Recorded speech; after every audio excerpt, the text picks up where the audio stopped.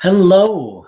Thank you so much for dropping by this video and this channel. A warm welcome to anyone who's new.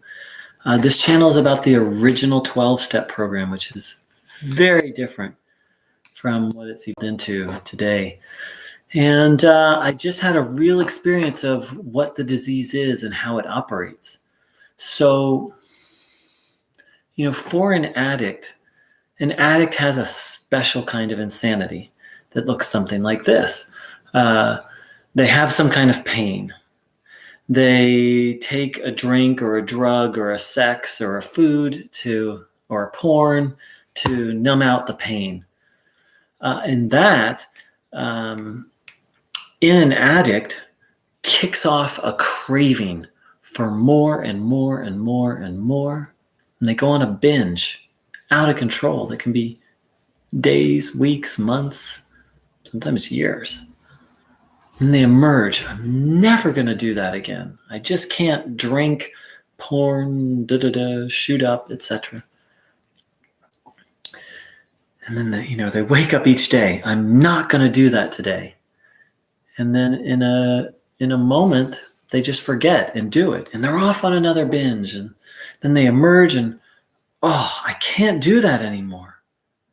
And they very firmly, they Post-it notes.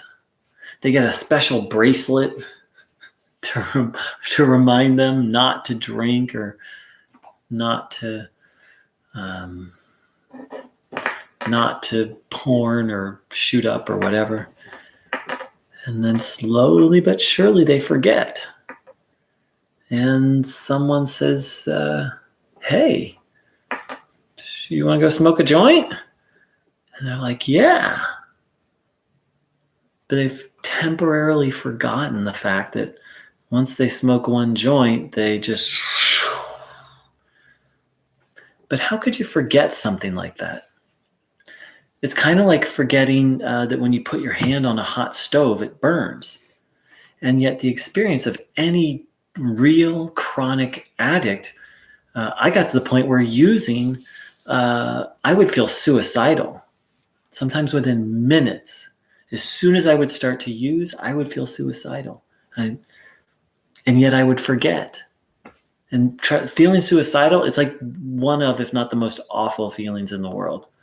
It's like, it's one step above utter despair, which I have felt. And that's hell on earth, let me tell you. But suicidal is just, it's the worst. I would rather put my hand on a hot stove than feel the utter despair. I don't know. Yeah, feeling suicidal, I'd rather put my hand on a hot stove. It really sucks. So, given that it's like one of the worst experiences in life, like hell on earth, you think I'd be able to remember not to use. But I couldn't. And I'd do it. I'd feel suicidal and I'd be like, okay, I'm done. And then I would forget and I would do it and I'd be like, okay, no, never again. And I'd forget and then I'd do. And that's what differentiates a chronic, real addict. And by addict, I mean any addictive behavior. From someone with a severe problem. An addict literally has a form of insanity. And the big book of Alcoholics Anonymous says it like this. This is page 24. The fact is that most alcoholics, for reason yet obscure, have lost the power of choice in drink.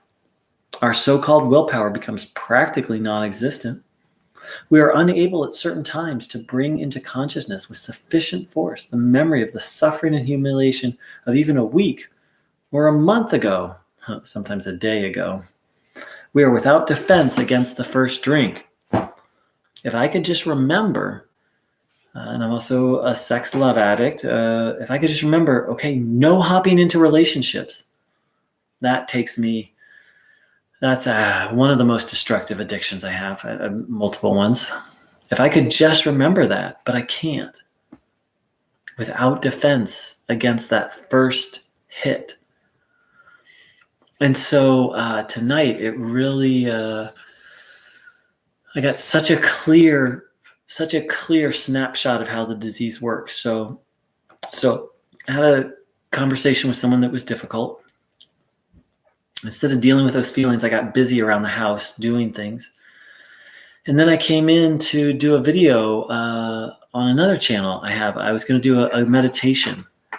And then the thought crept in, well, maybe I'll read some comments first and respond to one of those comments. Now, a little history, I hate this. My other channel is very active, like 600 plus subscribers. And I just don't like responding to comments on it. There's different reasons for that, but it's I find it irritating. It's not satisfying. It feels like a chore. And sometimes it's really frustrating. So here I am in a bad mood. I have an idea to do something positive, like, oh, I'm going to lead a guided meditation. And then this little thought creeps in, oh, maybe I'll just read some comments. That's a form of service too. And that's the liar. That's the disease.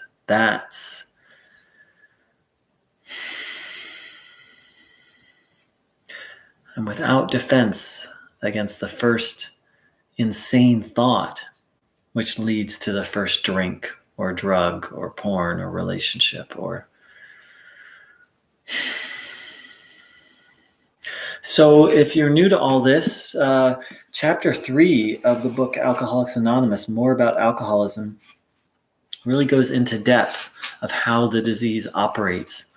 And it's an essential part of recovery to understand this aspect of why we're powerless. Why let me put it this way, why I'm powerless and why a real or a chronic addict is truly powerless without a psychic change, without a higher power. While there's no human power, because it's insanity.